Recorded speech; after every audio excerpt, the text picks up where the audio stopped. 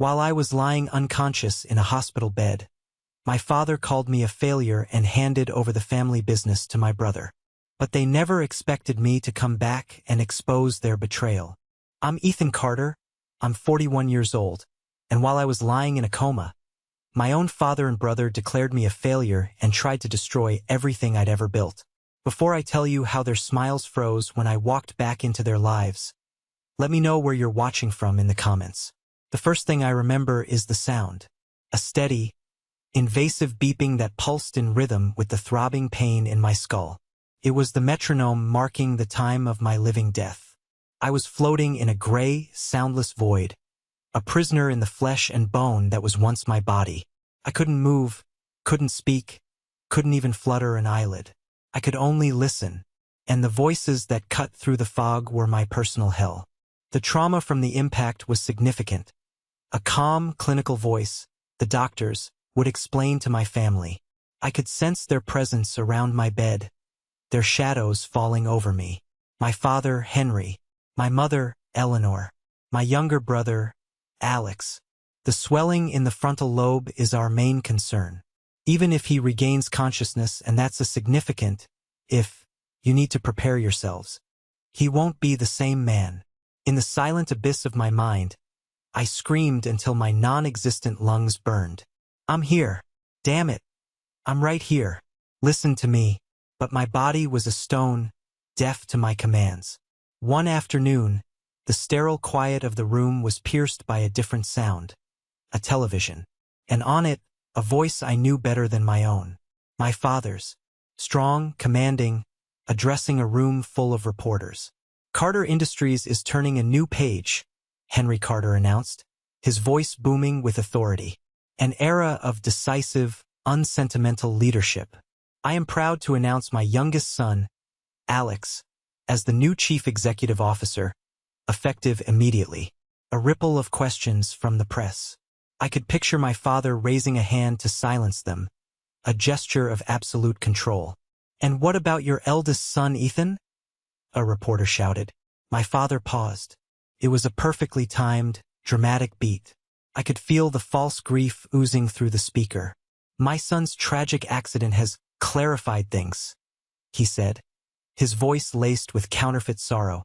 It has made it painfully clear that Ethan was never suited for the burdens of leadership. He was, and it pains me to say this, a disappointment, a failure. His weakness, his sentimentality, was a liability the company can no longer afford. A failure. The word wasn't just spoken. It was a verdict, a public execution. He was my father, and he was dancing on my grave while my heart was still beating. Alex then stepped up to the microphone, his voice smooth and confident, talking about a new vision, but his words were just noise. The only word I could hear was failure, echoing and multiplying in my silent consciousness. They were erasing me, wiping my existence from the company my grandfather built, the legacy I had tried to protect. They thought I was already gone. In that moment, something inside the prison of my body ignited. It wasn't hope. It was rage. A pure, white-hot fury that burned away the fog. It was a promise, whispered from a mind they thought was broken to a body they thought was dead. A promise of retribution. And as they toasted my brother's ascension on national television, as they read my professional eulogy, a single hot tear broke free from my locked-down body. It escaped the corner of my right eye, tracing a salty, silent path down my temple. It was the only part of me that could still move. It was the only part of me that needed to. It was a vow. Before the screech of tires and the shattering of glass, my life was a different kind of war. It was a quiet, suffocating conflict fought in boardrooms that smelled of leather and indifference, and across dinner tables laden with fine china and unspoken resentments. I can still feel the chill of the main conference room from 6 months before the accident. I was standing at the head of that colossal mahogany table, presenting Project Legacy. It wasn't just a business plan. It was my entire philosophy distilled into a PowerPoint presentation. A multi-year strategy to steer our billion-dollar industrial giant towards sustainable energy, ethical manufacturing, and long-term innovation. It was my answer to the question, What do we want to leave behind? The board members, a council of gray-haired men who had known me since I was a boy, watched me with the kind of polite indulgence one gives to a well-meaning but naive child. My father, Henry, sat at the far end, a stone patriarch, his face revealing nothing. Beside him, my brother Alex lounged in his chair, a bored smirk playing on his lips. He was checking his phone under the table. This is about more than the next fiscal quarter, I pleaded, my voice sounding too earnest in the acoustically perfect room. It's about relevance in a changing world. It's about building a company that our grandchildren will read about in history books, not in environmental disaster reports. I finished my presentation. The silence that followed was heavy and absolute. Every pair of eyes swiveled to my father. He took a theatrical sip of water, placing the glass down with a soft click that sounded like a gavel. "Thank you, Ethan," he said, his voice devoid of warmth. A very idealistic proposal. He let the word idealistic hang in the air, twisting it into a synonym for foolish. But while you're trying to save the planet, our competitors are trying to eat our lunch. We are a business, not a protest movement. A few of the board members chuckled obsequiously. Alex's smirk blossomed into a full grin. "Now," my father said, gesturing dismissively in my direction. "Alex has a proposal that is grounded in reality." Alex sprang forward, his energy predatory. He laid out a plan that was the polar opposite of mine. It was a scorched earth strategy. Slash the R&D budget by 40%. My budget, the company's future, to fund a hostile takeover of a smaller rival. He proposed shuttering the plant in Dayton, Ohio, putting 800 people out of work, to relocate to a facility in Mexico with notoriously lax labor laws.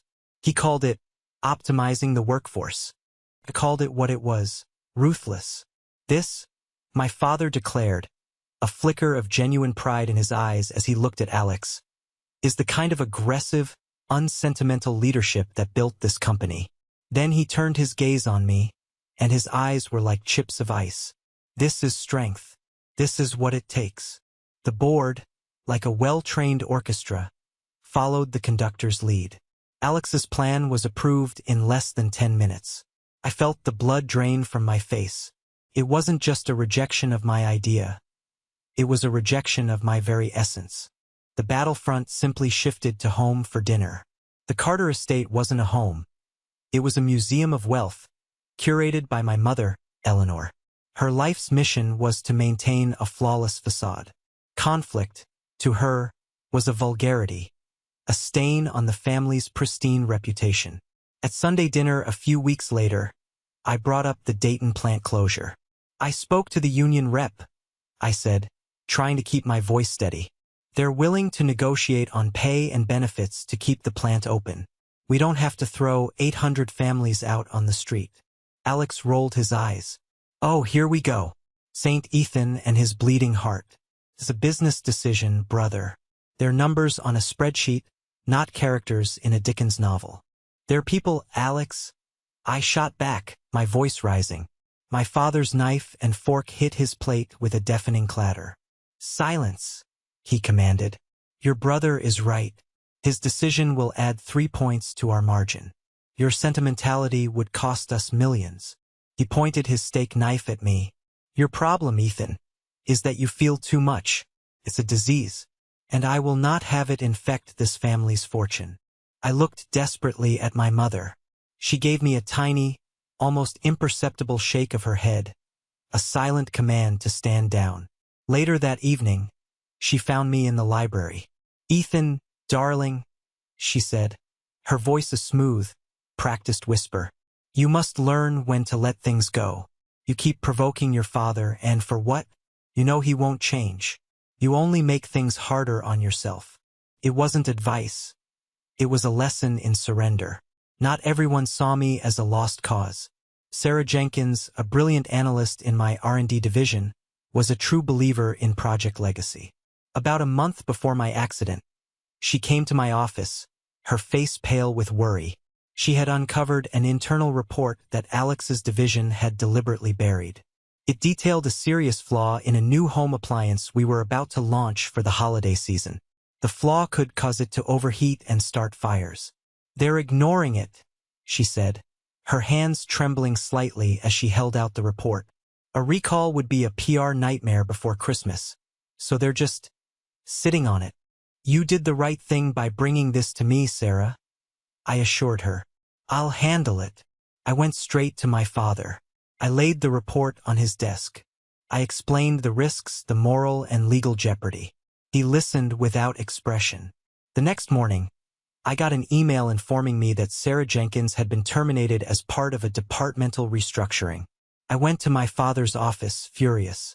"She was fired for her loyalty," he told me, not even looking up from his paperwork. "Her loyalty was to a principle, not to the company's bottom line. That makes her a liability." I had tried to be her shield, and instead I had painted a target on her back. The guilt was a heavy stone in my gut.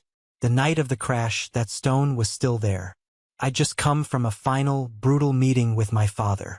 He was making Alex executive vice president, officially my equal, but in reality my superior. "He gets things done, Ethan," my father had said. "He doesn't agonize. He acts." I left the office with those words echoing in my head. Failure, agonize, weakness. It was raining, a biblical downpour that turned the city streets into slick, black mirrors. I remember the glare of headlights. I remember stomping on the brake pedal and feeling a terrifying lack of resistance. The car veered, a sickening, uncontrolled skid. A massive oak tree on the side of the road rushed towards my windshield. The last thing I heard was the horrifying sound of metal screaming as it twisted around unforgiving wood. Then silence. Lying in my hospital bed, these memories returned not as hazy ghosts, but as sharp, damning pieces of evidence in the case against my family. They were the why. The crash was just the how.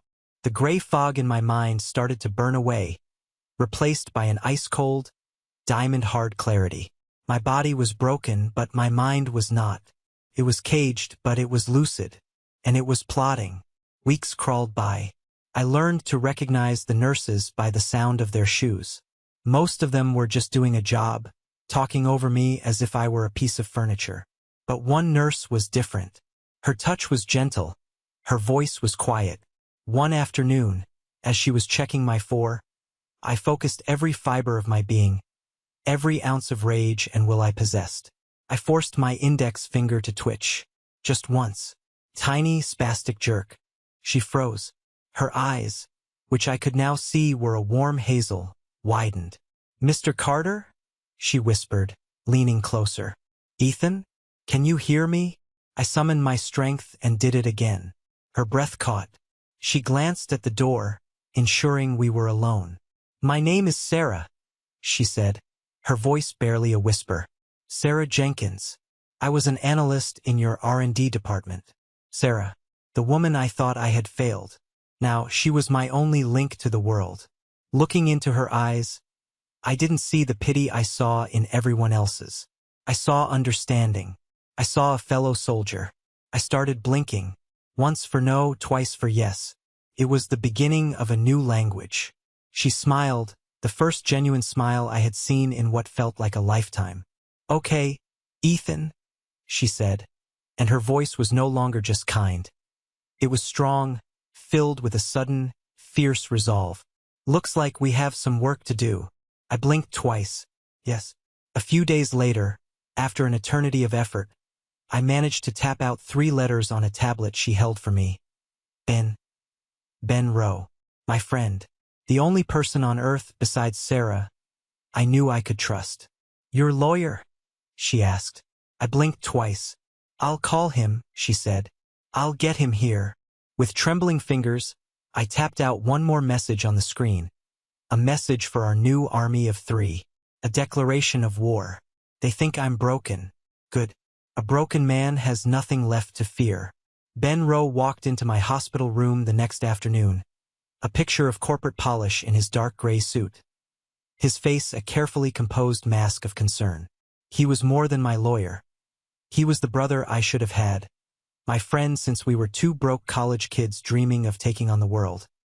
He played his part for the benefit of any watching eyes, listening grimly as Sarah gave him the sanitized medical update. The moment the door clicked shut, the mask vanished. "Ethan? Holy hell!" he breathed, rushing to my bedside. His eyes, sharp and intelligent, searched my face, desperate for confirmation. "Sarah's call. I didn't dare to hope. Is that really you in there?" I blinked twice. Yes. A wave of relief and fury washed over his face. He sank into the visitor's chair, loosening his tie as if he couldn't breathe. I saw the press conference. Henry and Alex, standing up there, carving you up for the world to see. I've never wanted to hit an old man so much in my life. He leaned forward, his voice dropping to a conspiratorial whisper. "What do you need, Ethan? Don't even think about the cost. You name it, it's done." That was Ben. No wasted sentiment, just action. And so our war council was formed. 3 people against a billion-dollar empire. I was the silent general, my mind the only part of me that could move freely, piecing together strategies from memories and whispers. Sarah was my intelligence officer, my eyes and ears, risking her job every day to be my lifeline. And Ben was my cavalry, my legal gladiator, ready to ride into battle. Progress was measured in millimeters. My world was a tablet screen, my voice the agonizingly slow tap-tap-tap of a single thumb. But it was enough to light the first fuse. I started by mapping out the company's nervous system for Ben. The power players loyal to my father, the departments I suspected were corrupt, and the fatal flaw in my brother's character. Alex is an addict. I tapped out one night, the screen's glow casting long shadows on the wall. Not drugs. Risk. He can't resist a gamble. Look for high-leverage deals. Look for personal debts being serviced by company funds. Ben absorbed it all, his pen flying across a yellow legal pad. "Got it. I'm hiring a forensic accounting firm. Not just any firm, the one the FBI uses for organized crime cases. They'll find every dirty penny, even if he hid it on the moon." While we plotted in the quiet of my room, Alex and my father were tearing through the company with a chainsaw. Sarah would bring me the Wall Street Journal, and I'd lie there, my body rigid with helpless fury, reading about their latest moves. They sold off the solar division to a private equity firm known for asset stripping. They proudly announced the hiring of Marcus Vance as COO, a man whose corporate nickname was the Butcher. A photo showed Vance and Alex shaking hands, grinning like hyenas over a fresh kill. "Vance is bad news," Ben confirmed, his face grim as he reviewed the man's history. "His playbook is always the same. Load the company with debt, sell off the profitable divisions, and pay out massive executive bonuses just before declaring bankruptcy. They're not just remodeling the house, Ethan. They're setting it on fire to collect the insurance money." The news was a shot of adrenaline. My fight was no longer just for my name. It was for the legacy my grandfather had spent his life building, for the thousands of employees who would be left in the ashes. This new purpose fueled my physical battle. My therapist, Maria, showed no pity. She saw the flicker of fight in my eyes and used it. "Your father called you weak?" she grunted one morning, forcing my unresponsive leg into a painful stretch. "Show him. Show them all. Make the muscles obey." The pain was a constant, screaming companion. But with every agonizing session, I channeled my rage. The image of Alex's smirk became my fuel. The memory of my father's voice became my motivation. I pushed my broken body until it trembled on the verge of collapse, and then I pushed harder. Sarah became more daring. She was a ghost in the hospital's network, using her access to gather whispers and rumors. "There's something strange happening around your old office," she told me one evening. "HR has put a freeze on anyone accessing your files, even old ones. And Alex has been seen going in there late at night. What was he looking for? And something else," she added, her brow furrowed. "Your former assistant, Laura. People are saying she's a wreck.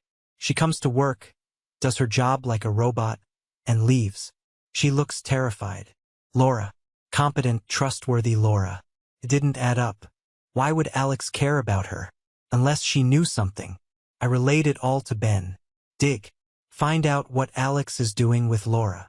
That night, as I lay in the dark, another memory fragment floated up from the depths. It was mundane, something I hadn't thought of in months. My car. The brakes had been feeling spongy, unreliable. I had meant to tell our head mechanic, David Chun, a man who'd been with the company for 30 years, to take a look. But then the final confrontation with my father had happened, and it had slipped my mind. A cold dread crept over me. It was a terrifying leap of logic, but the pieces were starting to fit in a horrifying new way. Ben, I tapped the next day, my thumb shaking. Find David Chun. Ask him about my car. The brakes. Ben's face went pale. Ethan, you can't be serious. You think it wasn't an accident? I blinked twice. Yes. The hunt began in earnest. Ben hired a private investigator, a retired NYPD homicide detective named Costello, a man who looked like he'd been carved out of granite. While Costello started sniffing around the accident, Ben's accountants struck gold. Or rather, they struck dirt.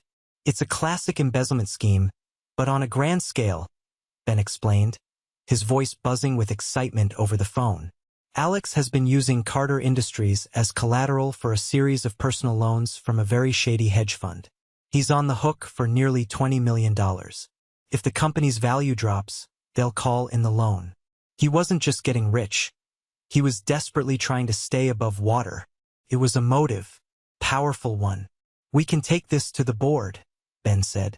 We can get him fired for gross misconduct. Not enough, I tapped. He needs to pay for everything. The final piece of the puzzle came from Costello. He found David Chun living in a state of paranoid fear. It took Costello 2 days of patient, persistent work, but he finally got David to talk. Ben came to the hospital in person to deliver the news. He looked shaken. David said that on the afternoon before your crash, Alex came to the executive garage. He told David to take the rest of the day off, said he was giving him a bonus for his hard work. David thought it was strange, but he wasn't going to argue. Ben took a deep breath. When David came in the next morning, he noticed your car was parked in a different spot. He did a routine check and saw it. The brake line. It hadn't been cut, nothing that obvious. It had been tampered with. A fitting had been deliberately loosened, designed to fail under pressure. He said he went to check the security footage, but the system was down for maintenance. He knew then that something was terribly wrong. He was too scared to come forward. He thought they'd come for him next. I closed my eyes, the sterile beeping of the machines fading into a dull roar in my ears. It was true. My own brother. He had tried to murder me over money and power. Costello is already working on getting a warrant for the garage's full server logs, Ben said, his voice hard as steel. They can delete the files, but they can't delete the ghost in the machine. We'll find the proof. He looked at me, his eyes burning with a cold fire. The annual shareholders' meeting is in 3 weeks. They're planning to use it to get approval for the sale that will make Alex solvent. That's our stage, Ethan. That's where we bring the house down. The question was unspoken. Do we expose a crime, or do we start a war? I thought of my father, who had praised the ruthlessness in Alex, never imagining it would be turned on his own blood. I thought of the legacy he was so proud of, being used to cover up an attempted murder. I met Ben's gaze. My hands were shaking, but my resolve was absolute. With a fury that felt like it could restart my own heart, I tapped out the order. Make them pay. For everything. The following 3 weeks were a crucible. My world shrank to the 4 walls of my room.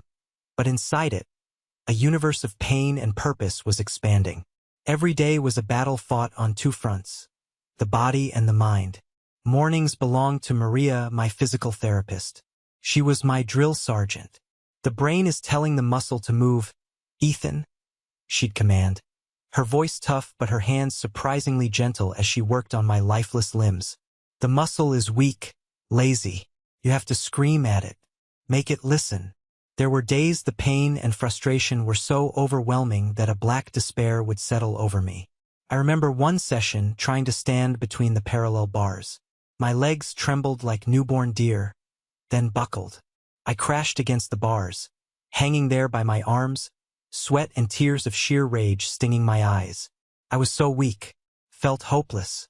"I can't," I rasped, my voice a raw, broken thing. "So don't," Maria said, her tone unyielding. "Give up. Let them win. Let your brother have it all." Her words were like a splash of ice water. I gritted my teeth, tasting blood. I pushed myself up again, my arms screaming in protest. I stood for 3 seconds. It was the hardest thing I had ever done. It was the greatest victory of my life. From that day on, every agonizing inch of progress was a bullet I was loading into a gun. Each word I painstakingly relearned with the speech therapist was ammunition. Nights belonged to Ben and the war effort.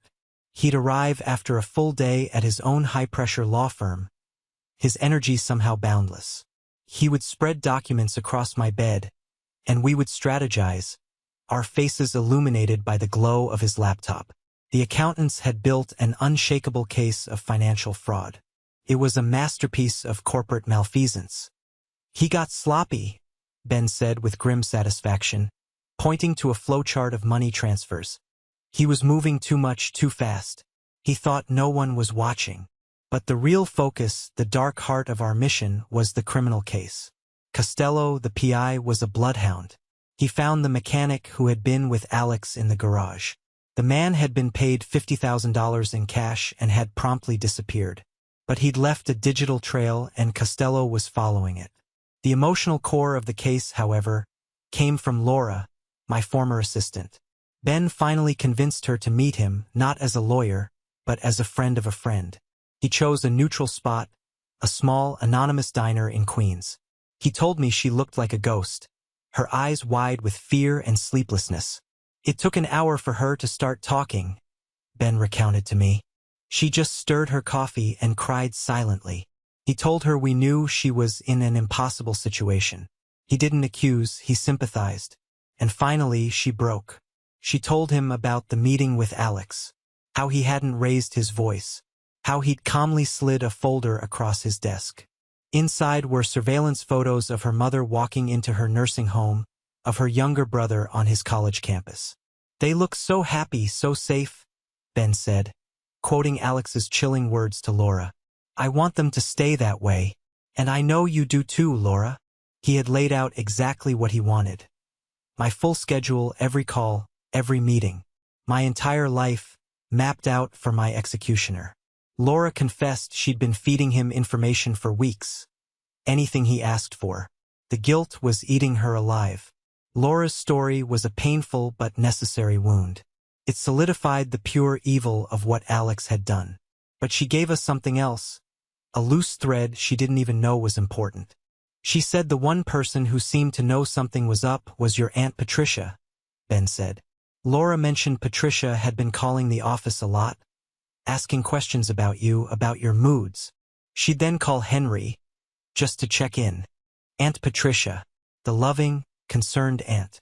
The one who always told me I was too good for the cutthroat world of business. It felt wrong, Ben said. So I asked Costello to do a deep dive. Not just emails. Financial records, phone logs. He found it, Ethan. He found a pattern. Every time I had a major disagreement with my father, Patricia would make a large, seemingly unrelated stock purchase in one of our competitors. After my father publicly sided with Alex, she invested heavily in the private equity firm that was buying up our assets. And Costello found phone records. Dozens of calls between her and one of my father's biggest business rivals. She wasn't just a manipulator. She was a corporate spy, playing both sides against the middle, waiting for the Carter empire to crumble so she could pick at the scraps. I remembered a Christmas from years ago. Aunt Patricia had pulled me aside. "Don't let your father's ambition crush your beautiful spirit, Ethan," she had whispered, squeezing my hand. "Some things are more important than money." Now, I could see the lie coiled behind her sympathetic eyes. The betrayal felt, in some ways, even more profound than Alex's. His was a direct stab in the front. Hers was a slow poison administered with a loving smile. In the final week before the meeting, I was discharged to a secure physical rehabilitation facility. The day I walked out of the hospital on my own 2 feet, using a simple black cane for balance, felt like a resurrection. I caught my reflection in the glass doors. I was a stranger to myself. Thinner, harder, with eyes that held the ghosts of what I'd been through. The idealistic young man who wanted to save the world was gone. A man who was prepared to burn down his own had taken his place. The night before the shareholders' meeting, our trio assembled for the last time. Sarah had brought takeout. Ben had his leather briefcase, the contents of which were our atom bomb. "The DA is ready to move the second I give the signal," Ben said, his voice low and steady. "The warrants are signed." Sarah looked at me, her expression a mixture of pride and worry. "You don't have to do this in person, you know. Ben can handle it all." I looked down at my hands. They were steady now. "They tried to turn me into a ghost, Sarah," I said, my voice clear and strong. "They need to see that I'm not. They need to see me walk through the door." I met their eyes, the two people who had pulled me back from the abyss. "Tomorrow, we don't just expose them. We end them." The Grand Hyatt Ballroom was a cathedral of capitalism, cold and cavernous. The air was thick with the scent of money and expensive cologne. Hundreds of shareholders, the faceless gods of our corporate world, sat in perfect rows, their faces bored and expectant. On stage, under the brilliant glare of spotlights, a massive screen glowed with the Carter Industries logo. In the front row, my father, Henry Carter, sat like a king on his throne, my mother a regal statue beside him. And at the podium, basking in the light, was my brother, the usurper. Alex was a master performer. He moved with an easy grace, his voice a smooth, confident purr. He was selling them a story of strength and profit, a future built on the bones of my life's work. "This strategic divestment," he said, gesturing to a slide filled with impressive-looking charts, "is not a retreat. It is a bold leap forward, one that will unlock unprecedented value for every single person in this room." They were eating out of the palm of his hand. I watched from the shadows of a small AV room off the main hall, a ghost at my own funeral. My heart wasn't pounding. It was beating with a slow, heavy, deliberate rhythm, like a drum counting down to an execution. Ben stood beside me, phone in hand, his connection to the district attorney's office open and waiting. Sarah stood on my other side, her presence a silent, solid source of strength. She simply nodded at me. It was all I needed. Alex was nearing the end of his speech, moving in for the kill. "And so, I now call for a vote to approve this transformative deal, a deal that will secure the legacy of Carter Industries for generations to come." The time had come. Inside the ballroom, Ben stood up. He wasn't aggressive. He was calm, methodical. "Mr. Chairman," he called out, his voice, amplified by the room's acoustics, cutting through the expectant hush. "A point of order." Alex squinted, momentarily thrown.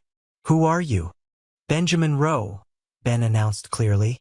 "I am the legal representative for the Hamilton Trust, a significant shareholder. My client has instructed me to address the board on a matter of extreme urgency before any vote is cast. It is my fiduciary duty and my legal right." My father leaned over to whisper furiously to the company's counsel, but Ben was already moving.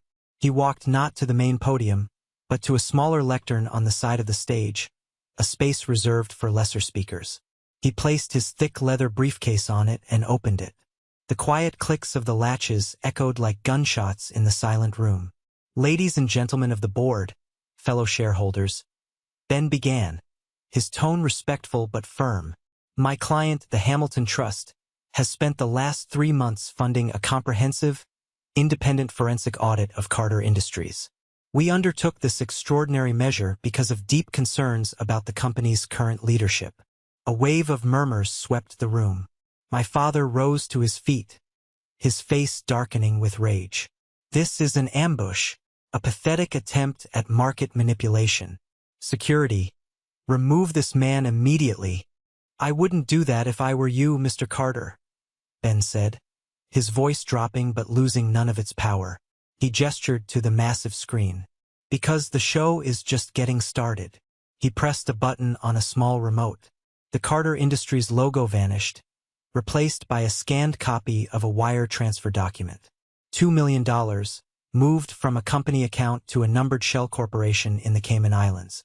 This shell corporation, Ben narrated, his voice a cold, factual scalpel, is wholly owned by one man, Alex Carter. Click. The screen changed. The deed to a waterfront condo in Miami, purchased by that same corporation. Click. A bill of sale for a Ferrari. Click. A series of casino markers from the Bellagio in Las Vegas, totaling over $800,000. Ben methodically, mercilessly, laid bare the rot at the core of my brother's reign. He wasn't a CEO. He was a common thief in a $1,000 suit. The room was utterly silent now, a vacuum of shock. Alex stood by the podium, his face ashen, his mouth slightly agape. These documents are forgeries, he stammered, his voice weak. Are they? Ben said softly. He pressed the button again. An audio file played, and my father's voice, full of arrogant disdain, filled the ballroom. He was a disappointment, a failure. His weakness was a liability we can no longer afford. The shareholders looked from the screen to Henry, then back again. They were connecting the dots. They were seeing the motive. A father so blinded by his preference for one son that he was willing to let him loot the kingdom. That was my cue. I pushed the door to the AV room open and stepped into the light. My cane made a soft, rhythmic thump on the plush carpet with each step. I walked down the long center aisle. As people saw me, a wave of motion rippled through the crowd. Phones came out. Whispers turned into gasps. It was as if a specter had materialized out of thin air. I saw the moment my brother's eyes locked on me. It was a sight I will cherish for the rest of my life. The blood drained from his face. His confident posture collapsed. He looked like a man who had just seen the living embodiment of all his sins walking toward him. My father made a choked, guttural sound and staggered back, clutching his chest. My mother's hand flew to her mouth, her eyes wide with a terror that was not for my safety, but for the implosion of her perfect world. I didn't stop. I walked up the stairs to the stage. I ignored the gasps, the cameras, the hundreds of pairs of eyes. I walked until I was standing directly in front of my brother. He flinched as if I were about to strike him. "Hello, Alex," I said. My voice was quiet, but it seemed to shake the very air around us. I turned from him and faced my father, who was still standing, frozen, in the front row. "You called me a failure," I said, my voice growing stronger, fueled by the righteous anger I had stored up for months. "You stood before the world and called me weak." I took a step closer to the edge of the stage, my gaze boring into him. "Let me tell you something about weakness. A weak man would have laid down and died. A failure would have accepted his fate." I pointed my cane from my father to my brother. "I did neither. So I ask you, in front of all these people, what does that make you?" I let the accusation hang in the silent, charged air. Then, I gave Ben a slight, almost imperceptible nod. Ben stepped forward. "The evidence of financial fraud you have seen is overwhelming," he announced, his voice booming with a new authority. "But that is not the end of this story." He paused, letting the tension build to an unbearable peak. A second, sealed dossier, containing sworn affidavits, financial records, and irrefutable forensic evidence proving a conspiracy to commit the attempted murder of Ethan Carter, has been in the possession of the New York District Attorney's Office for 72 hours. The dam broke. The room exploded. It was pure, undiluted pandemonium. As we speak, Ben's voice cut through the noise, a blade of righteous vengeance. "Warrants are being served for the arrest of Mr. Alex Carter." At that moment, the main doors of the ballroom burst open. Not hotel security. 2 uniformed NYPD officers and 2 grim-faced detectives in suits. They moved down the aisle with a purpose that silenced all opposition. They were not there to restore order. They were there to claim a prisoner. And as they walked onto the stage, past me, and straight towards my trembling, broken brother, I knew my long, silent war was finally, blessedly over. The ensuing explosion was not one of fire, but of ice. The shareholder revolt was immediate, but it was cold and brutally efficient. The shouting died down, replaced by the furious, focused buzz of betrayal. The detectives on stage operated with a chilling professionalism. They didn't speak to me. They walked directly to Alex, flanked him, and one of them spoke quietly in his ear. I saw my brother's shoulders slump in final, absolute defeat. The metallic click of the handcuffs was the only sound I could hear. As they led him away, a disgraced prince being frog-marched out of his own castle. His eyes met mine for a fleeting second. They held nothing. No anger, no remorse. Just the vast, empty expanse of a man who had flown too close to the sun and had his wax wings melted not by hubris, but by a ghost he thought he had buried. My father was not arrested that day, but his sentence was just as swift. 2 of the oldest board members, men who had been his staunchest allies for decades, approached him. There was no shouting, just a few quiet, lethal words. I saw the last of the fight drain out of my father's face. He became, in an instant, an old man. A security detail, his own men, led him out a side exit, not to protect him from the press, but to hide the company's shame. He was a king being exiled from his own kingdom, and he didn't even look at me as he passed. The board convened an emergency session in a private suite upstairs before the reporters outside could even formulate their headlines. They invited me and Ben. The atmosphere was funereal. It was Mr. Yamamoto, the Japanese investor whose respect I had once so desperately coveted, who took control. He looked at me, and for the first time he bowed his head slightly. "Ethan-san," he said, his voice heavy. "We have been arrogant and we have been fools. We listened to the siren song of quick profit and ignored the voice of reason, your voice. On behalf of this board, I offer our deepest, most sincere apologies." He didn't offer me the CEO position right away. He was too smart for that. Instead, he proposed that he take over as interim CEO to manage the fallout and oversee a transparent investigation. He proposed the creation of a new role, Chief Strategy Officer, reporting directly to him. A role designed for me. It was a public and unequivocal declaration. The old regime was dead. The future of Carter Industries would be built on my vision. It was a masterful move, signaling stability and a return to integrity. It was unanimously approved. I went home that night, home to the apartment that had been sealed like a tomb for nearly a year. Sarah had been there. The dust sheets were gone, and there was food in the fridge. She and Ben knew I needed to be alone. The silence was deafening. I stood in the middle of my living room, a stranger in my own life. The doorbell chimed. It was my mother. She was perfectly dressed, her grief as artfully applied as her makeup. She tried to rush to me, her arms outstretched for an embrace that was years too late. I didn't move and her arms fell. "Ethan," she wept, "this is a catastrophe. Your poor father. Your brother. How could you do this to your own family?" The question was so breathtaking in its delusion that I almost laughed. She wasn't seeing a son who had survived. She was seeing a saboteur who had ruined her life. "My family?" I asked, my voice dangerously quiet. "My family tried to murder me and then danced on my grave. You stood by and watched. You chose the china pattern for the funeral dinner." "That's not fair," she cried, the tears now flowing freely. "I was trying to protect everyone, to keep the peace."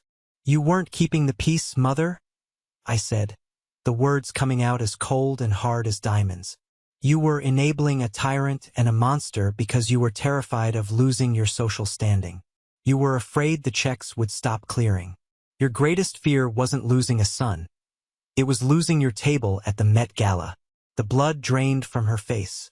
I had finally said the ugly truth that had lived between us for decades. She opened her mouth, then closed it again. There was no defense. "Please leave," I said, turning my back on her. I walked to the floor-to-ceiling window and stared out at the city lights, listening to the sound of her retreat, the soft click of the door closing on my entire childhood. A week later, I agreed to meet my father. He was out on bail, a legal tactic by his lawyers while they prepared for the inevitable indictments. We met at his attorney's office, a place of hushed tones and expensive wood paneling.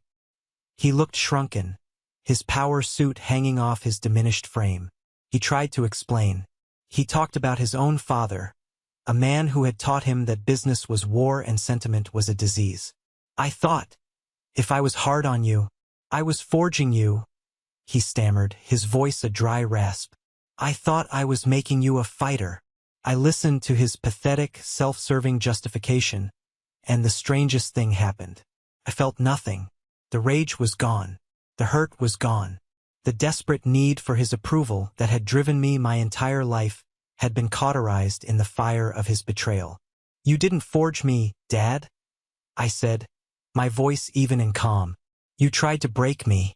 You told me my whole life that integrity was a weakness. But in the end, it was the only weapon I had left. You praised Alex for being a shark, and you seemed surprised when he started eating your own young. I looked at the man who had given me life and then tried to take it away. You built an empire on fear and called it strength. Enjoy the silence of your empty kingdom. I turned and walked out. I didn't slam the door. I didn't need to. The silence I left behind was condemnation enough. I was finally, irrevocably free. The next 6 months were a period of radical, painstaking reconstruction. Carter Industries was like a patient recovering from a massive heart attack. The company was alive, but it needed a new heart, a new soul, and we were performing the transplant. Mr. Yamamoto was a brilliant interim CEO. He was a stabilizing force, calm and methodical, bringing a sense of honor and order to a company drowning in scandal. He handled the press, soothed the investors, and, most importantly, he gave me the autonomy I needed to begin the real work. The board officially named me CEO 2 months after the showdown. Walking into the corner office on my first day was a surreal experience. It was a space haunted by ghosts. I could almost see my father sitting behind the massive desk, his face a mask of disapproval. I could almost hear Alex's smug laugh.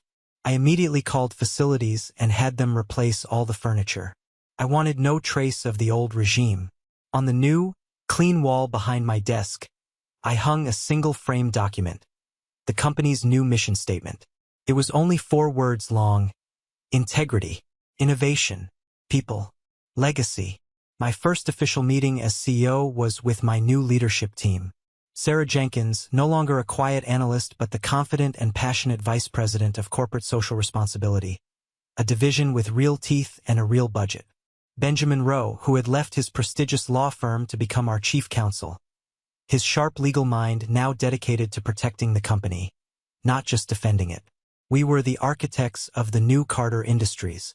Our first order of business was to go on an apology tour, not to the press but to our own employees. We visited the plants, held town halls, and listened. We heard stories of the fear and uncertainty that had permeated the company under Alex. We heard about good ideas that had been squashed, good people who had been pushed out. We started rehiring them one by one. We reinstated the full R&D budget and announced a new, even more ambitious version of Project Legacy. We were sending a clear message. The soul of the company was back. The news of my family's legal fate came in small, sterile updates from Ben. Alex, facing a mountain of undeniable evidence, had taken a plea bargain. He was serving a 15-year sentence in a federal correctional facility. My father, thanks to his age and a team of expensive lawyers, avoided prison but was financially and socially ruined. He had become a ghost in his own life. I felt no satisfaction, only a quiet, somber sense of closure. They were characters in a story that was already over. My story was about what came next. One of the loose ends that bothered me most was Laura, my former assistant. She had been a pawn terrorized into betrayal. Ben told me she was struggling, unable to find work, her confidence shattered. The vengeful part of me, the part that sounded a little like my father, whispered to let her suffer the consequences. But that wasn't who I was anymore. I invited her for coffee in a small, out-of-the-way cafe. She arrived looking like a frightened bird, hunched and pale. She couldn't look me in the eye. "Ethan, I am so sorry," she stammered before I could even speak. "I know there's nothing I can say." "You don't have to say anything, Laura," I said gently. I slid an envelope across the table. "That's your severance." full pay for a year, and a bonus for 5 years of excellent service before everything went wrong. She stared at the envelope as if it were a snake. I can't take this. Yes, you can, I said. What Alex did to you was not a test of your loyalty. It was an act of terrorism. He held your family hostage. That's not a choice. I pushed the envelope closer to her. I've also spoken to a friend of mine who runs a mid-sized tech firm. She's looking for an executive administrator. She's a good person. The environment is supportive. She's expecting your call. The dam of her composure broke. She began to cry, not loud, racking sobs, but the quiet, shuddering tears of someone who had been holding their breath for a year and could finally exhale. Why? She managed to ask. Why would you do this for me? I thought for a moment, looking out the window at the people passing by on the street. Because the man who would have let you fall is the man I'm trying to leave behind, I said. The company we're building now isn't about punishing the guilty. It's about healing the wounded. And that includes you. Watching the relief wash over her face, watching her stand up a little straighter as she left the cafe, felt more real and more satisfying than any courtroom victory. It was the first brick I laid in the foundation of my new life. It's ironic. For years, I fought for that corner office on the 70th floor. I thought that office, with its panoramic view of the city, was the prize.